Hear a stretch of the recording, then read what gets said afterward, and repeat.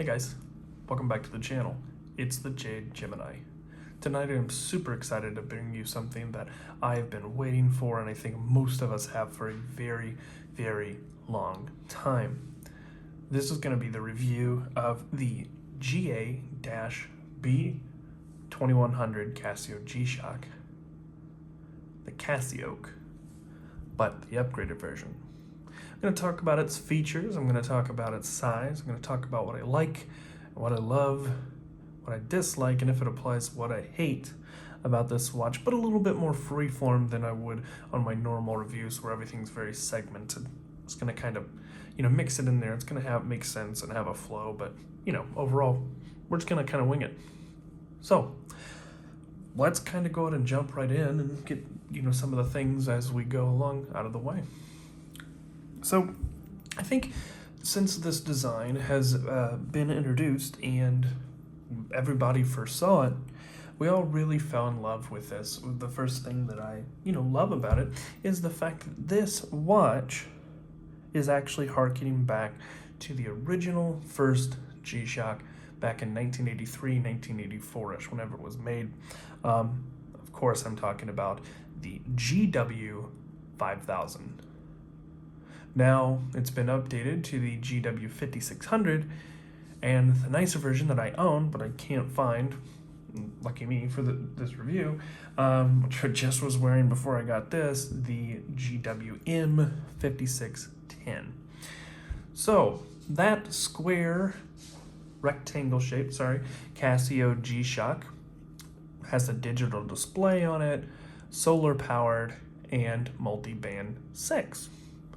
One of the great things about that watch is the fact that one thing that I like so much about it is the fact that even though it's a tough, robust watch, it actually feels pretty small. One reason is because it has this really thin, non-lugged design that wraps right into the strap. A lot like a lot of the 70s sort of watches like the AP, the Nautilus, things like that, Jared Gentry style, design philosophy, right?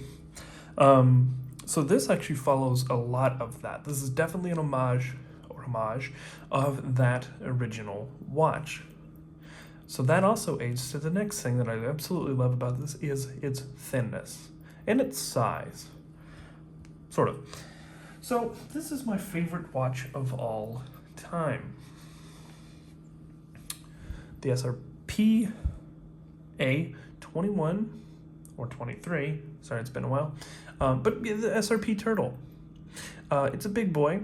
It is 45 millimeters, but it has short lugs, so it sits easily on my pretty small wrist and doesn't overhang.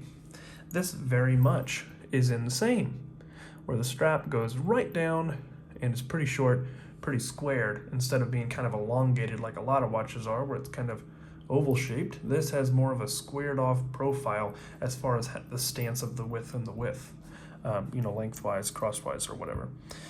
The thing where this really shines, though, is even though this is 48 millimeters, these seem just about the same, and it even feels smaller on the wrist because of its height. This is about 13 and a half, chunky boy, while this is about 11 and a half, a lot different. A watch that is in the 40 millimeters, that is thin, can wear smaller than a watch that is ever so slightly sub 40 millimeters, but is a lot thicker.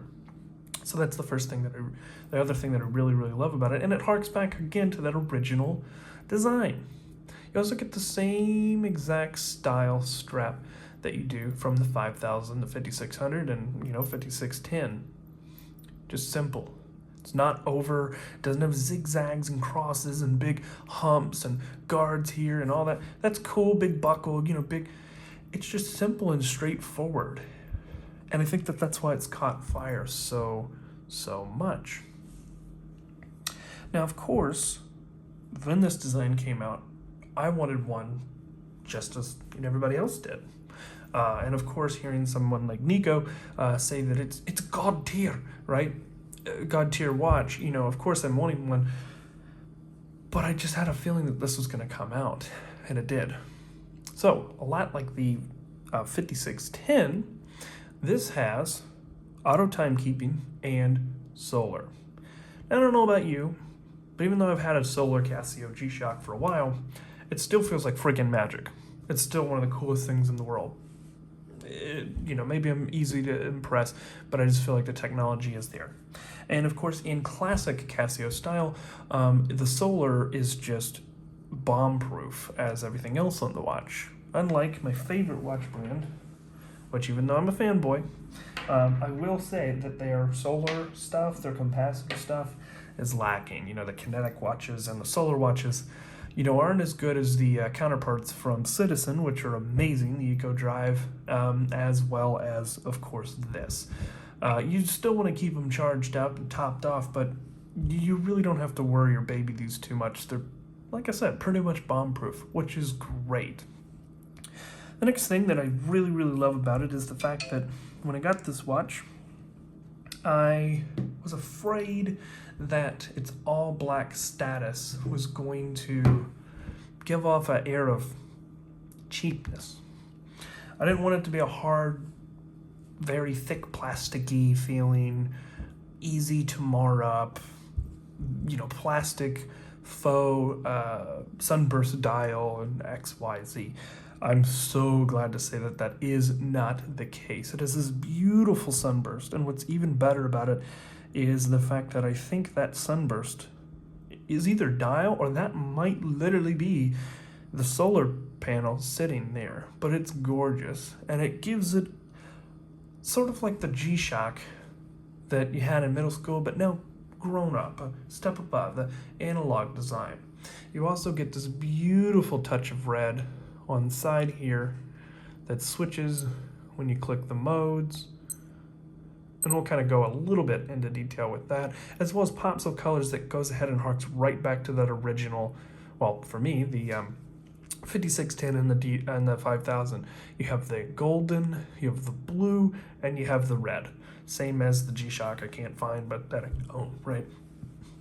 So those are all things that I love, is the way that this is its own watch, but it definitely takes so much. It is a child of, one of the analog G-Shock analogs, right? And the original GW5000, and this is the birth child of those watches. You also get the amazing sort of depth and uniqueness that G-Shock has been known for. It's not just a flat dial.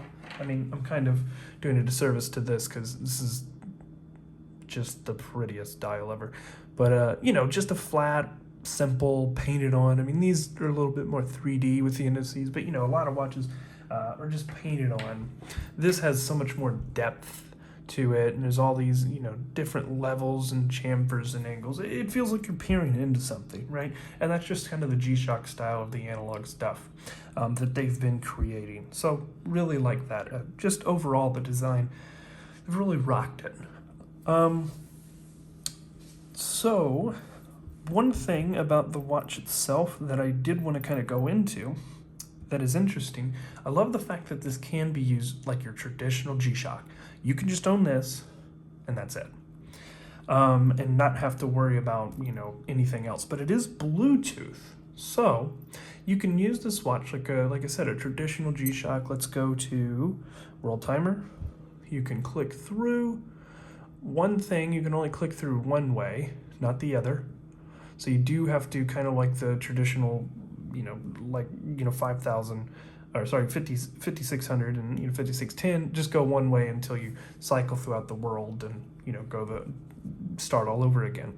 So that's the first thing. But a lot like those, G-Shocks, what's great is the fact that you can go in, and the timer right now, and this is set for 25, I can go in with the buttons, and if I would want to go, hey, I was just doing that temporarily, let me set it for 15, the amount of time for my break at work, you have that. What's really great is the fact that right now it's starting to run down the timer. But I can also check the time, and that's something that I couldn't do. I know more modern versions and different versions of it. What's so silly is the 5600, the $40, Walmart one. you're able to see the time up here, and you're able to see what it's, going down here on the bigger display. But on the M5610, the nicer version that has the solar and the multiband, you can't. I really like this, that I can check the time right here and not have to switch to the main screen, and I can still run down the timer. So I love that.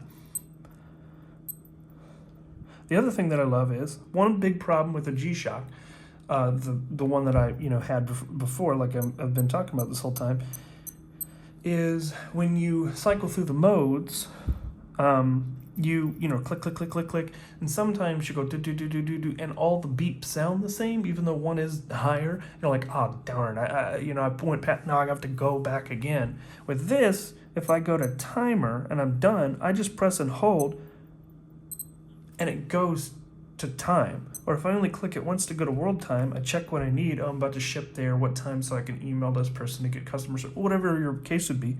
You hold, and then it goes back. Another cool thing, I don't know how to do it just yet, but you can actually go in here and swap world time. Very cool feature if you are traveling the world. So if you have a main world time, you can click a sequence of buttons and it will swap right there. It'll keep your home time over here, and then it'll put the time zone of where you're traveling over here. Really cool. Another thing as well, when you're on this main screen, you can cycle between your time, which I find useful when I'm going to bed. When maybe I'm sleepy in the middle of the night, I can click the light on. It does illuminate the screen underneath, show you the time. You can also go to the reminder. You can set up reminders, and we'll talk about that in a second. Or you can skip past that and you can see the date, 6/19, or you can see that it's Sunday. So you can cycle through those multiple modes from the main time screen. So a lot of it is very much regular G-Shock alarms, everything like that. What is also cool is you have high, medium, and low right there on the complications subdial. So that's how you see your charging level, and that will move as you go in the sun or you don't go in the sun. So when I first took this out of the box, it was on medium. Go into the sun, it would go to high. I got out, it would go to medium, and then I wore it out for the night. It was actually my birthday, and I had enough time where it actually fully topped off. So that's cool. Now the next part I do want to show you that is important about this is the auto timekeeping, because the solar is straightforward. You just wear it in the sun, right? But the Bluetooth mode is a little bit something else. So I have the app right here. I'm going to go ahead and click on over. You can see then my G-Shock right there. Click it open. It says no connection. So the Bluetooth mode. G-Shock in the past, really, especially when the smart game started, tried to make a lot of different options. I had a 6900X Bluetooth version that they made, and they tried to make it more like a cell phone. When it would ring, there'd be a sub-screen telling you the number that was going ahead and calling in. If a text came in, it would give you a notification and vibrate on your wrist. You could control music. They've kind of went away from that and went a little bit more simplistic here. So the app is more like a companion piece to the watch instead of trying to make your watch a smartwatch. There are some smart features which we'll talk about, but let me show you how this works. So I have the app open. If I press and hold, beep beep to go back to home screen, or main screen, and beep beep again, and then it moves to the middle here, which is Bluetooth. It's connecting and syncing, as you can see. Now I can tell how much battery I have, which I haven't been able to have it towards 5. I don't know if that's like the very, very max. But as you can see, now you have all these different things here.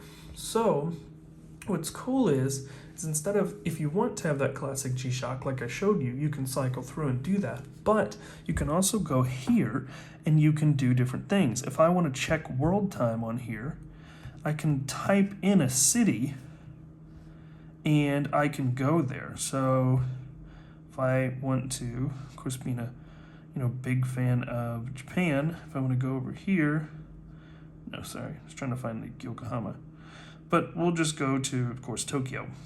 So I go here, send to watch. Okay, so it's doing something now. It put me in Tokyo here.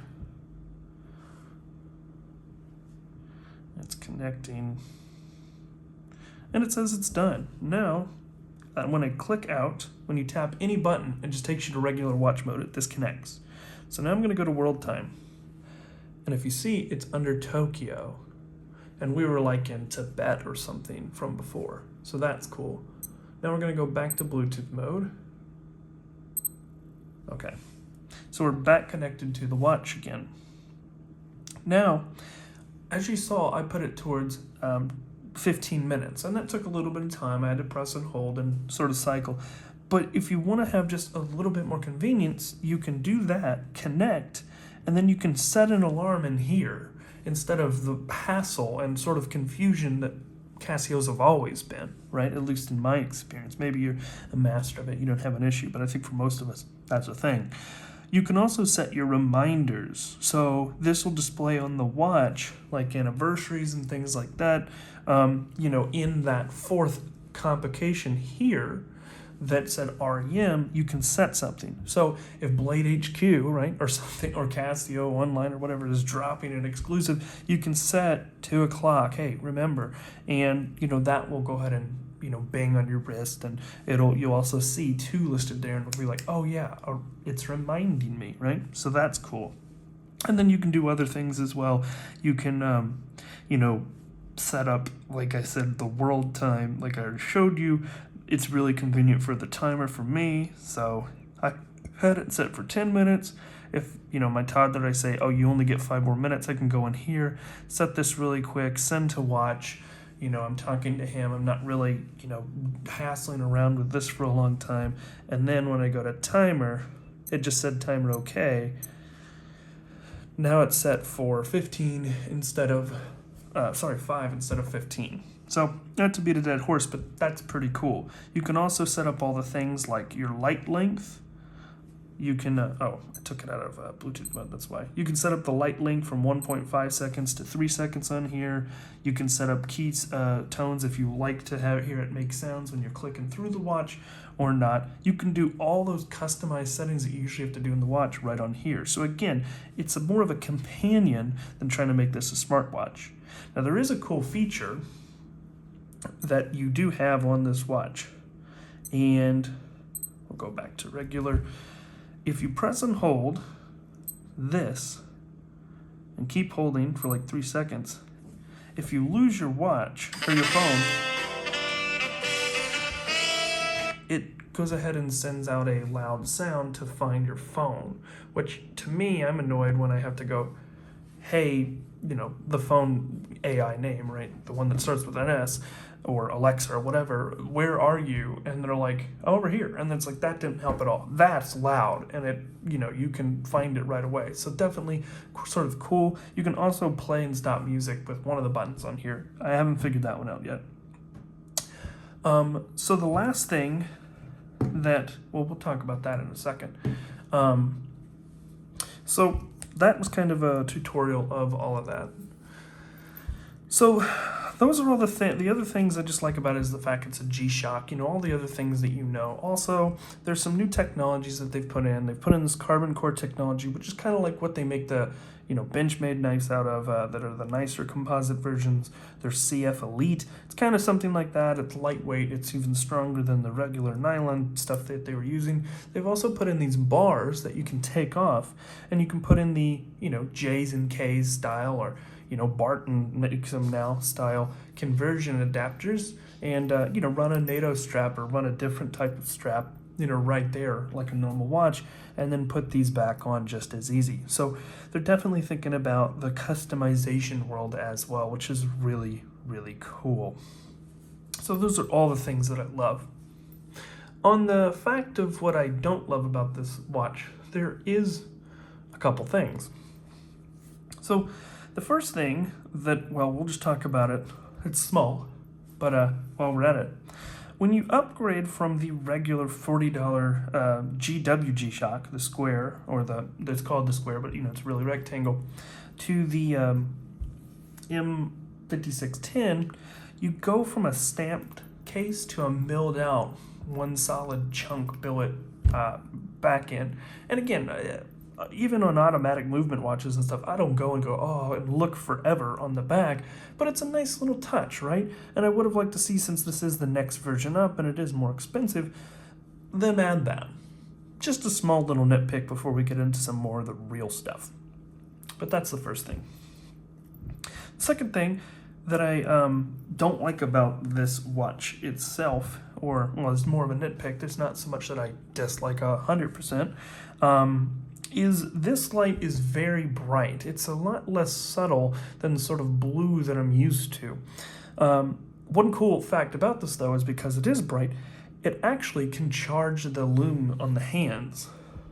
So you're able to, maybe if you haven't been in the sunlight for long, you hit that, not only does it, work here, but you also have an afterglow as well here, especially if you like the 3 second instead of the 0.5 that I like, because I sleep in the same room as my baby, so as little light as possible for a short amount of time is the way I like it. But if you like the 3 second, it's going to charge the Loom on those hands really good. The next big complaint, that is a big complaint, is exactly that, Loom. So the Loom on this is actually really good. I would say it's just a tier under. So I would say if Seiko is up towards the very best, right there with probably like a Rolex Loom or something like that, this is one tier under. It's great Loom, it works, just point blank. You don't have to, charge it 1 second before and then go right to sleep. You could have went outside hours ago and then go into your, bedroom. But by the way, context, I wear a wrist all the time, even when I'm sleeping, so I know what time it is in the middle of the night. But the problem is there's only Loom on the hands.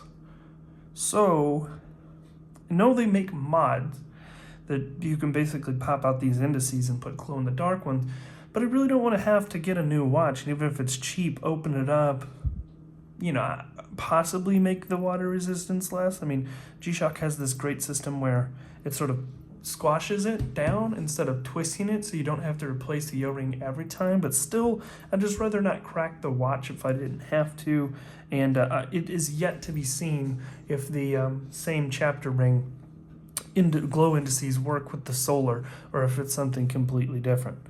So that is a major downfall, especially since I'm a big Loom freak, liking the turtle and Seikos and stuff like that. The next thing that I would say that I don't like about the watch is it is a little big.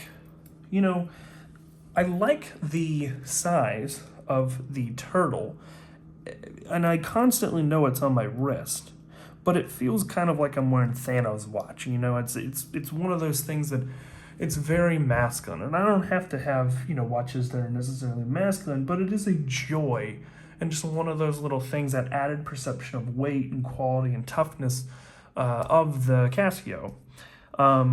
This is 3 millimeters bigger than that, and definitely even when you're looking at it, you're like, that's a big watch on my wrist. Now again, this, I will give it that I put, long sleeve on, slid under that, it slid under a coat, cuff, no problem. So it's not going to be a big deal from day to day, and it does wear a little smaller, and because it's lightweight, 1, and 2, it is so thin. But I would have liked to see this, around that 45, or even around the golden, like, SKX size of like a 42, 43 millimeter. That would be nice.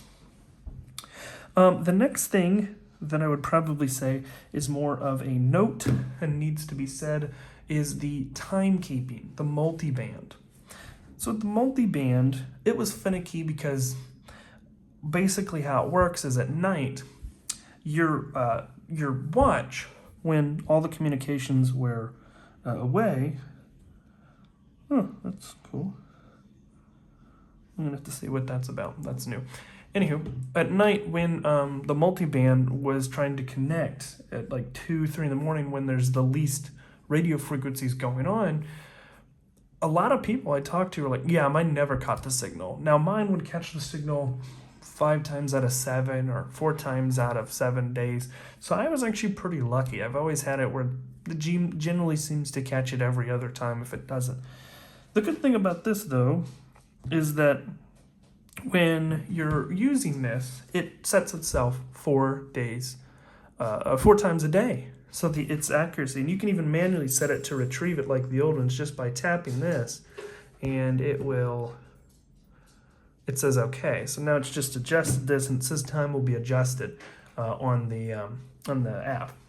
The problem is that, especially on an iPhone, I think it's a little bit of a problem. I think Androids might be a little bit more lenient, but again, I haven't had an Android in a while. But if you go and you close out of the app like this, and it's not running in the background, then I can just do it. I closed it out here. If I hit this and it searches, more than likely it's going to say fail or error. Sorry, it's trying to... Yeah, as you can see, it says error there. So what I've figured out, which is finicky, is... That was my baby.